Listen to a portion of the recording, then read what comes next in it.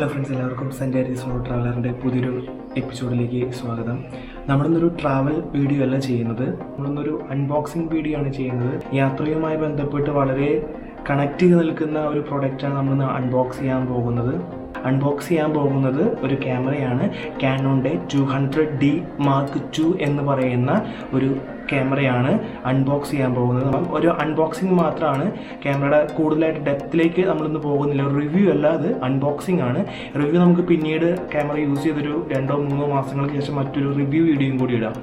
ഞാൻ മുൻപ് ഉപയോഗിച്ചിരുന്നത് കാനോണിൻ്റെ തന്നെ 3000D എന്ന് പറയുന്ന ക്യാമറയായിരുന്നു. നമ്മൾ ക്യാമറ ഉപയോഗിക്കാൻ തുടങ്ങിയിട്ടുണ്ടെങ്കിൽ നമുക്ക് എപ്പോഴും ക്യാമറ യൂസ് ചെയ്യാനായിട്ട് എപ്പോഴും തോന്നും, ഒരു ടെംപ്റ്റേഷൻ ഉണ്ടായിരിക്കും. അപ്പോൾ അതുകൊണ്ട് തന്നെ ഞാൻ കുറേ റിസർച്ച് ചെയ്തു നമുക്ക് ഏത് ക്യാമറ മേടിക്കാം എന്നുള്ളത്, എൻ്റെ ആ ഒരു ബഡ്ജറ്റ് റേഞ്ചിൽ ഏത് ക്യാമറ നമുക്ക് മേടിക്കാം എന്ന് കുറേ റിസർച്ച് ചെയ്തിട്ടാണ് കാനോണിൻ്റെ 200D Mark II എന്ന ആ ബ്രാൻഡ്, ആ ഒരു ക്യാമറ മേടിച്ചിട്ടുള്ളത്. പ്രൈസ് റേഞ്ചിൽ തന്നെ കാനോണിൻ്റെ M50 Mark II ക്യാമറ മാർക്കറ്റിൽ അവൈലബിൾ ആണ്. പക്ഷേ എനിക്ക് ഇത്രയും കൂടിയും ബാറ്ററി ലൈഫും അതുപോലെ തന്നെ മറ്റ് സംവിധാനങ്ങളൊക്കെ ഇത്രയും കൂടിയും യൂസ്ഫുൾ ആയിട്ട് തോന്നിയത് കാനോണിൻ്റെ 200D Mark II ക്യാമറയിലൂടെയാണ്. അതുകൊണ്ടാണ് ഞാൻ ഈ ക്യാമറ പർച്ചേസ് ചെയ്തത്. ഇപ്പോൾ M50 ആണെങ്കിൽ മിറർലെസ് ക്യാമറയാണ്, അതുകൊണ്ട് തന്നെ അതിൻ്റെ ബാറ്ററി ലൈഫ് ഭയങ്കര ലോ ആണ്. സോ നമുക്ക് അൺബോക്സിങ്ങിലേക്ക് പോവാം. സോ ഇതാണ് നമ്മുടെ പ്രൊഡക്റ്റ്. ഇത് ഫ്ലിപ്കാർട്ടിൽ നിന്നാണ് ഞാൻ മേടിച്ചത്. ഫ്ലിപ്കാർട്ടിൽ നിന്ന് മേടിക്കുമ്പോൾ ഇത് വേറൊരു പാക്കും കൂടി ഉണ്ടായിരുന്നു. ഞാനിത് ആ പാക്കറ്റ് പൊട്ടിച്ച് ക്യാമറയുടെ പാക്കറ്റ് മാത്രം ആക്കിയിട്ടുണ്ട്. ഞാൻ വീഡിയോ ലാഗ് ചെയ്യാതിരിക്കാൻ വേണ്ടി സീലിംഗ് പൊട്ടിച്ചിട്ടുണ്ട്. ശരിക്കും നമ്മൾ ക്യാമറ മേടിക്കുമ്പോൾ, പ്രത്യേകിച്ചും ഓൺലൈനൊക്കെയാണ് മേടിക്കുന്നുണ്ടെങ്കിൽ ഇതിൻ്റെ സീലിംഗ് വളരെയധികം ശ്രദ്ധിക്കണം. ഇത് സീലിംഗ് ആണോ, സീലിംഗ് ഉണ്ടോ എന്നുള്ളത് ശ്രദ്ധിക്കണം. ഇവിടെ പറയുന്നുണ്ട് EOS 200D Mark II എന്നാണ് വരുന്നത്. അപ്പോൾ നമുക്ക് അൺബോക്സിങ് ആണ്, തുറക്കാൻ പോവാണ്. നമ്മൾ തുറന്നിട്ടുണ്ടെങ്കിൽ ഏറ്റവും ആദ്യം ഈ ഒരു കമ്പാർട്ട്മെൻറ്റിൽ മാനുവൽ ഉണ്ടായിരിക്കും. 5 ഭാഷയിലുള്ള മാനുവലാണ്, കുറേ പേജുകളുണ്ട്. 5 ഭാഷയിലുള്ള മാനുവലാണ്.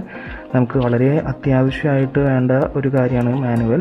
നമ്മൾ മാനുവൽ ആദ്യം നല്ല രീതിയിൽ തന്നെ വായിച്ച് നോക്കണം. ഇതിൽ എല്ലാ ഡീറ്റെയിൽസ് ഉണ്ടായിരിക്കും, നമ്മൾ എന്തെല്ലാമാണ് ചെയ്യേണ്ടത് എന്ന കാര്യങ്ങളെല്ലാം ഈ മാനുവലിലുണ്ടായിരിക്കും. ഒപ്പം നമുക്കതവിടെ വയ്ക്കാം. ഒപ്പം തന്നെ നമുക്ക് എടുക്കുന്ന ഡിവൈസിൽ നമ്മൾ എടുക്കുന്ന ഫോട്ടോസ്, വീഡിയോസൊക്കെ എങ്ങനെ നമുക്ക് ഓൺലൈനായിട്ട് സ്റ്റോർ ചെയ്യാൻ പറ്റും എന്നതിനെക്കുറിച്ച് പറയുന്ന ഒരു സ്ലിപ്പാണ്. പിന്നെ നമുക്ക് മെയിൻ കമ്പാർട്ട്മെൻറ്റിലേക്ക് പോവാം. തുറക്കുമ്പോൾ കാനോൺ ഇമേജ് അക്കാദമിയുടെ ഒരു ഡീറ്റെയിൽസാണ്. ഇത് ഓൺലൈനായിട്ട് നമുക്ക് ഫോട്ടോഗ്രാഫി ഡീറ്റെയിൽസ് എല്ലാം പഠിക്കാനായിട്ട് സാധിക്കും. അതിന് വേണ്ടിയിട്ടുള്ള ഡീറ്റെയിൽസ് കൊടുത്തിട്ടുള്ള ഒരു ബ്രൗഷറാണ്. ഇത് നമ്മുടെ പ്രധാനപ്പെട്ട ഒരു കാര്യം, വാറൻറ്റി കാർഡാണ്. വാറൻറ്റി കാർഡ് നമ്മൾ 1 വർഷത്തെ വാറൻറ്റിയാണ് ഉള്ളത്. പിന്നെ നമ്മൾ ഇത് വെച്ച് ഓൺലൈൻ രജിസ്റ്റർ ചെയ്യുകയാണെങ്കിൽ 1 വർഷത്തേക്ക് കൂടി അഡീഷണൽ വാറൻറ്റി നമുക്ക് കിട്ടും. അപ്പോൾ ഈ വാറൻറ്റി കാർഡും സീരിയൽ നമ്പറും നമുക്ക് വളരെ അത്യാവശ്യമാണ്. പിന്നെ നമുക്ക് എന്തെല്ലാം ആക്സസറീസാണ് ഇതിനൊപ്പം കിട്ടുക എന്നുള്ളത് നോക്കാം. നമുക്ക് ബാറ്ററി ഉണ്ട്. ഇത്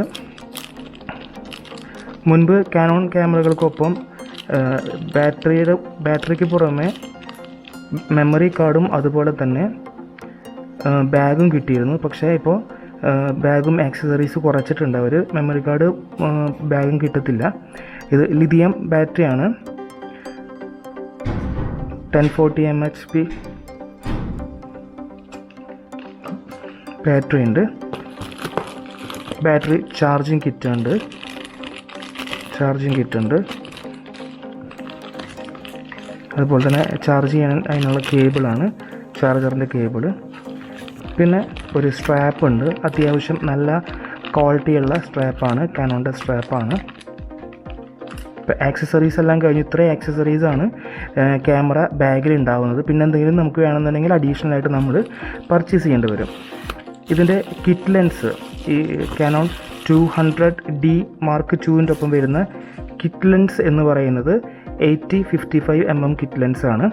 നല്ല ക്വാളിറ്റിയുള്ള ഒരു കിറ്റ് ലെൻസ് തന്നെയാണ്. ഓട്ടോ ഫോക്കസ് ഒക്കെയുള്ള കിറ്റ് ലെൻസാണ്. അതുപോലെ തന്നെ സ്റ്റെബിലൈസർ ഉണ്ട്, ഓട്ടോ ഫോക്കസ് ഉണ്ട്. ഇതെല്ലാം ഉള്ള ഒരു കിറ്റ് ലെൻസാണ്. നല്ല ക്വാളിറ്റി കിറ്റ് ലെൻസാണ്.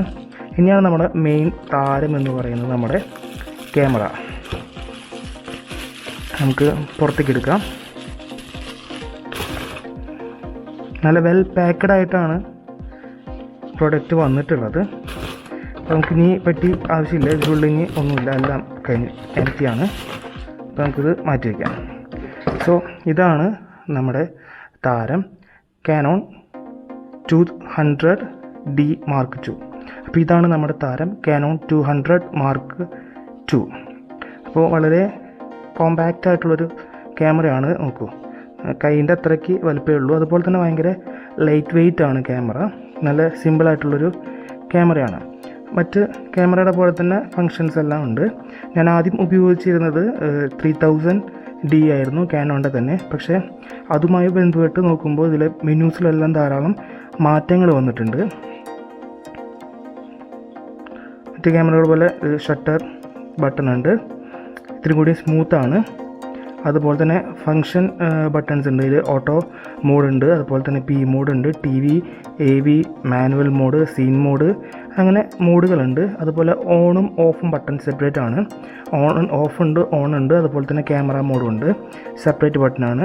അതുപോലെ ക്യാമറയുടെ സ്ക്രീനിന് മുകളിലായിട്ട് മെനു ബട്ടൺ, ഇൻഫോർമേഷൻ ബട്ടൺ, അതുപോലെ ഇവിടെ നമുക്കൊരു വ്യൂ ബട്ടൺ ഉണ്ട്, സെറ്റിങ്സ്, സൂം ഔട്ട്, അതുപോലെ തന്നെ പ്ലേ ബട്ടൺ എല്ലാം ഉണ്ട്.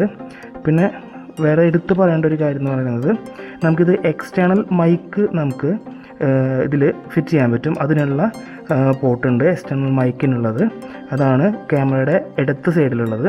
അതുപോലെ വലത്തെ സൈഡിൽ HDMI കേബിളും അതുപോലെ തന്നെ USB കേബിളും എല്ലാം കണക്ട് ചെയ്യാനുള്ള സംവിധാനമുണ്ട്. പിന്നെ മറ്റെടുത്ത് പറയേണ്ട ഒരു കാര്യം എന്നുള്ളത് ഈ ക്യാമറയുടെ സ്ക്രീനാണ്. ഇത് സ്ക്രീൻ ടിൽറ്റബിൾ സ്ക്രീനാണ്. നമുക്ക് ടിൽറ്റ് ചെയ്യാൻ പറ്റും, മൂവ് ചെയ്യാൻ പറ്റും. ഇപ്പോൾ യൂട്യൂബേഴ്സിലൊക്കെ വീഡിയോ ഇടുന്നവർക്കും അതുപോലെ തന്നെ സെൽഫി എടുക്കാനൊക്കെ നമുക്ക് വളരെ യൂസ്ഫുൾ ആയിട്ടുള്ളൊരു സ്ക്രീനാണ്, ടിൽറ്റബിൾ സ്ക്രീനാണ്. അപ്പോൾ അത് എടുത്ത് പറയേണ്ട ഒരു സ്പെസിഫിക്കേഷനാണ് ക്യാമറയുടെ. പിറകു വശത്തായിട്ട് അടിയിലായിട്ടാണ് ബാറ്ററി ഇടാനുള്ള സ്ലോട്ടും അതുപോലെ തന്നെ മെമ്മറി കാർഡ് ഇടാനുള്ള സ്ലോട്ടും വരുന്നത്. നിലവിലിപ്പോൾ ഞാൻ പറഞ്ഞു ക്യാമറയുടെ ഒപ്പം മെമ്മറി കാർഡ് ഇല്ല, SD കാർഡ് നമ്മൾ സെപ്പറേറ്റ് വേറെ മേടിക്കണം. അപ്പോൾ എന്തായാലും ഒന്ന് ബാറ്ററി ഇട്ട് നമുക്ക് ക്യാമറ ഓണാക്കി നോക്കാം.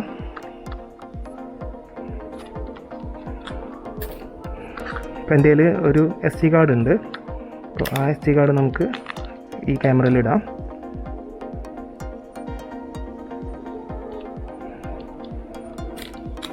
SD കാർഡ് ഇട്ടു. നമുക്കിനി ലെൻസ് ഇതിൽ ഫിറ്റ് ചെയ്യണം. നമ്മൾ ലെൻസ് ഫിറ്റ് ചെയ്യുമ്പോൾ ക്യാമറയുടെ ടോപ്പ് സൂക്ഷിച്ച് വേണം ഊരാനായിട്ട്. പലപ്പോഴും ഇതെല്ലാവരും ഓപ്പൺ ചെയ്യുമ്പോൾ മുകളിലേക്ക് പിടിച്ച് ഊരാറുണ്ട്. പക്ഷെ അങ്ങനെ ഒരിക്കലും ചെയ്യരുത്. നമുക്ക് എപ്പോഴും ക്യാമറ താഴത്തേക്ക് പിടിക്കുക, എന്നിട്ട് ഊരിയതിന് ശേഷം വേണം ലെൻസ് ഫിറ്റ് ചെയ്യാനായിട്ട്. അപ്പോൾ നമുക്ക് ലെൻസ് എടുക്കാം.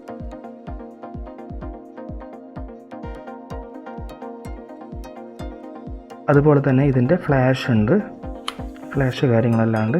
അപ്പോൾ ഇത്രയാണ് ജസ്റ്റ് ഒരു ആദ്യത്തെ നോട്ടത്തിൽ തന്നെ നമുക്ക് കാണാനുള്ളത്. നല്ല അത്യാവശ്യം തിരക്കായിട്ടില്ലാത്ത നല്ലൊരു ക്യാമറയാണ്. എനിക്ക് ഫസ്റ്റ് ലുക്കിൽ അങ്ങനെയാണ് തോന്നിയത്. നമുക്ക് എന്തായാലും ഇനി ഇതിൻ്റെ കുറച്ച് സാമ്പിൾ ഫോട്ടോസ് എല്ലാം എടുക്കാം. ഓക്കെ, അപ്പോൾ നമുക്ക് സാമ്പിൾ ഫോട്ടോസും കൂടിയും കാണാം. കുറച്ച് വീഡിയോസും ഫോട്ടോസും എടുക്കാം. അതും കൂടി നോക്കി നമുക്ക് ക്യാമറ എത്രത്തോളം നല്ലതാണെന്നുള്ളത് വിലയിരുത്താം. ഓക്കെ.